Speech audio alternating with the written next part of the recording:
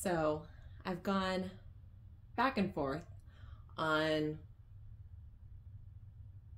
publicizing my journey because it has been really, it's such a cheesy word to use, but God, that's the perfect way to explain it, is a goddamn journey. And it's funny because the deeper I've gone into it, I find conversations are different. It's a neat, something's working, I find myself night after night, on Instagram, somebody will post, a deep quote, or you can tell somebody's going through something, and I'll respond, and then it turns in this whole conversation, and it's always so beautiful. And it's wild because everyone has pain. Everybody, man, it's crazy the bricks that people walk around with. And about a year ago, a little bit over a year ago, I decided to really commit to figuring my stuff out, figuring out why I do what I do, figure out why I feel things that I feel, my exact words then were, everything is perfect in my life. I have a wonderful husband. I've got beautiful kids. I've got a wonderful house. The pedigree was great, but I still have this hole in my heart, and I couldn't get rid of it. And it was weird because it seemed no matter how hard I worked, no matter how much money I was making, it felt like it was getting bigger. And that was really hard. And I was discussing it with a client, and I didn't even realize how pivotal that talk would be. And this client said, I think I could help you. And I was like, done, sign me up. Whatever we got to do, I'm in. And boy, did we dive in. And to say it's been a roller coaster is mildly putting it, because that's the thing, like when you really choose to take control of your feelings, you take control of your life, you take control of what's going on in here, man, there is some good, there is some bad, and there's some fucking ugly. And it's hard, but to say it's worth it is the biggest understatement. And it's funny because I was just talking to somebody last night, and I'd recommended them a book, and they said, well, if I read that book, is that going to help me? And it's like, yeah, but you're going to have to do more than read the book. I wish it was easy. I really do. But it's not, and I think the hard thing is, like, everyone says, don't dwell on the past. Okay. But here's the kicker. The past is the reason why you are the way you are. The past is the reason you feel the way you feel. The past is literally controlling you right now and your future. It is holding you freaking back. And I think there's a fine line between dwelling on the past and really going into the past and figuring out, okay, why do I do this now? Oh, it's because of that. And I think especially people that seem to be in my age range, we're in a weird spot because our parents didn't have tools. They didn't have the internet. They didn't have podcasts. They didn't have a lot of stuff. So did they do the best that they knew how to do? Yes, absolutely. But do we have the ability to do better? I think we do. And I think now there's so much knowledge at our fingertips. Why wouldn't we try? And it's so funny because a lot of people, I think, they don't even want to open that box, which I get it, because once it's open, you can't go. I mean, I can't tell you how many times I've gone and said, is there just something that I can do that just like wipes my slate clean and I can be like a newborn baby who's just ignorantly blissful? And yeah, no, there's not. You got to go through the work. God damn it. But, it's like your healing, your feelings, your life, it's your responsibility. And I think that's a hard thing, is a lot of people want to do the blame game of, well, I'm this way because my mom did that. I'm this way because my dad did that. I'm this way because this happened to me, blah, blah, blah.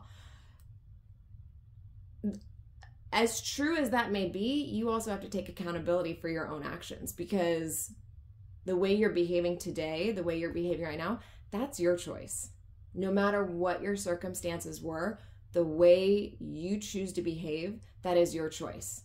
And newsflash, you have control over like nothing, but you do have control on the way you behave, regardless of your situation. And that is a tough freaking pill to swallow. And it's like, some people have been through bad things, and the things that may have happened to you, they weren't okay. And choosing to forgive isn't weak at all. It's not condoning of what may have happened, but it's letting go of the past that is literally controlling who you are right now and crippling your future. That is a choice you are making. There's that thing that says pain isn't a choice, but suffering is. And that's so hard, because I know from personal experience, it's almost like you use that as a shield. You use that as a crutch. You use that thinking that in some way you are protecting yourself. But you're not. You're not. You are choosing to live in a way that, God, it is so below what your potential is. And it's so sad, because so many people live that way. So many people live that way. And it's not that they want to, but they're not willing to go in, or they go to, there's that idea of head up therapy versus head down therapy. Head up therapy, you talk about the past. You go into your stories and, this is what happened to me and this is why. Like, I remember when I was younger, I was in therapy and I would tell my stories, this is what happened. I was sexually abused. This is how it went down. And every therapist would sit there and sympathize. And it justified to me, like, I'm right for feeling this. I'm right for this. I'm, in some sick mind. But what your brain is always trying to do is normalize. It's always trying to normalize. But here's the thing. You're not fixing that feeling. You're not fixing that spider web that has now been created. Because just one little thing, spider webs. If you are a sexual abuse victim, the spider web of control freak, perfectionism, anxiety, fear of being out of control, whatever it is, there's so many spider webs that if somebody had said that then, I'd been like, no, I'm over that. I'm stronger now because of what happened. But then actually going in and being like, oh my God, like, wow, that affected me so deeply. Wow. And then not only that, you go into whatever your trauma is, whether that's verbal abuse, sexual abuse, abandonment, whatever it is for you, you go into that and you allow yourself to feel those feelings, which is so hard. It is so hard, but you go into those feelings, right? And you allow yourself to let go. Let go of the judgment, the shame, the harsh words, the emotions that you hold, not only for the people that did those things to you, but the way you now are feeling about yourself. I know for me, I judged myself very harshly. I judged others harshly, but I especially with myself. I was very cruel to myself. And God, that is so sad, and a few weeks ago, I did a video about it, going back to your past self. And I was just talking to a client about it yesterday. And as I'm telling her, she's crying. And she's like, dude, this is wow. And it's like, oh my God, if we could all do that for ourselves, oh my God. And you know what? It's so crazy because it's like, especially if you're a mom, you see your babies and you think back on those events. You think back on the pain, the suffering, and you look at them and you go, God, I'd never want you to experience that. But here's the thing. If you're not fixing yourself, you're really not protecting them. You're really not helping them. It kind of goes under that idea of you can't pour from an empty cup. Same shit, different day. And it's tough because I know for me, there were so many times that I would, in my mind, say like, why would God do that to me? What did I do wrong to deserve this? And again, that's just so sad because it's like,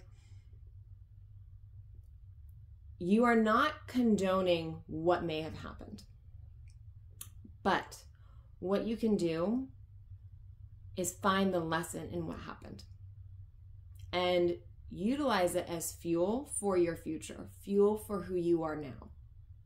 And somebody said like, maybe that happened to you so that you could have the tools to ensure it wouldn't happen to your daughter. Well, now that you put it that way, and you think about those things and you're like, geez, like, you'd walk through fire for people you love. And if things that happen in your life, because everything happens for a reason. Everything happens for a reason. And it's so hard sometimes because some things you're like, I am not getting the lesson in this. There is no way that this is meant to be. But no matter what you believe in, God, the universe, whatever it is, it's all part of the perfect plan. No matter how badly it hurts in the moment, it's all a part of the perfect plan. And I think that's a really tough one to go and really swallow, to find gratitude in those lessons and find the good in those lessons, to find, like I said, fuel in those lessons. And it's like, you're almost in a fork. There's like a fork in the road. You can choose the dark path or you could choose the light path. If you choose the dark path, you've got a road of suffering. Why would you want to live that way? You were not put on this earth to live that way. Versus choosing the path of light. Yes, it is going to be tough at times. Again, inner work,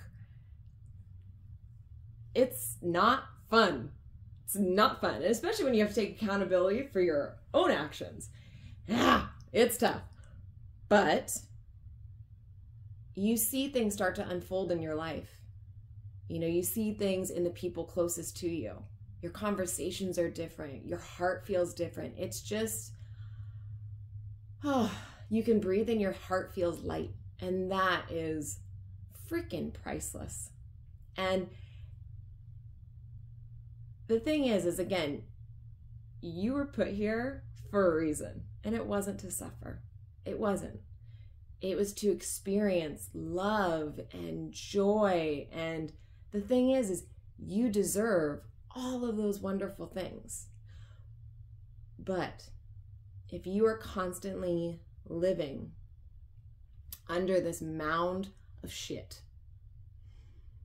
you're wasting precious time. You are wasting a precious life. And it's not to say that it's not, oh yeah, it's all sunshine and rainbows. It's not, because like this weekend we went camping and I had terrible anxiety the whole time. Why? I didn't have anything to do, but I just was a little on edge. Why? Well, when I came home, my house was still wrecked from Thanksgiving.